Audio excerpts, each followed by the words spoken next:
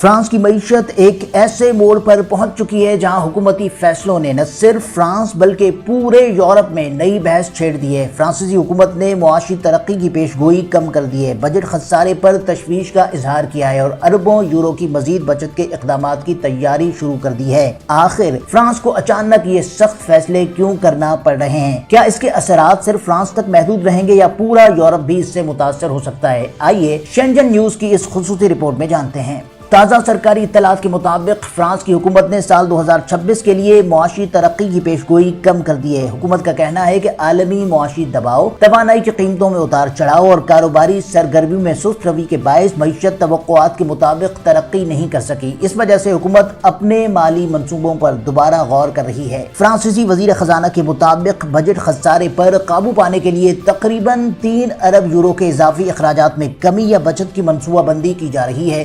حکومت کا موقف ہے کہ اگر بر وقت اقدامات نہ کیے گئے تو مستقبل میں مالی دباؤ مزید بڑھ سکتا ہے، اس لیے اخراجات کو منظم کرنے اور مالی نظم و ضبط برقرار رکھنے پر خصوصی توجہ دی جا رہی ہے۔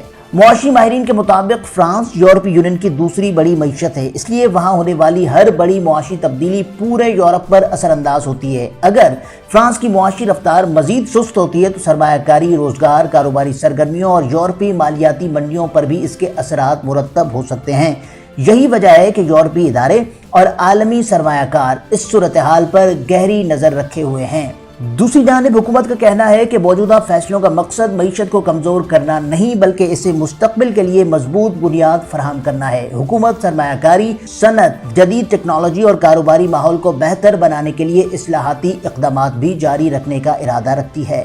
تاہم اپوزیشن جماعتوں اور بعض معاشی ماہرین کا کہنا ہے کہ صرف اخراجات میں کمی کافی نہیں ہوگی بلکہ نئی سرمایہ کاری، روزگار اور معاشی سرگرمیوں کو فروغ دینے کے لیے مزید مؤثر پالیسیاں بھی ضروری ہوں گی۔ ان کے مطابق آنے والے چند ہفتے فرانس کی معیشت کے لیے انتہائی اہم ثابت ہوں گے۔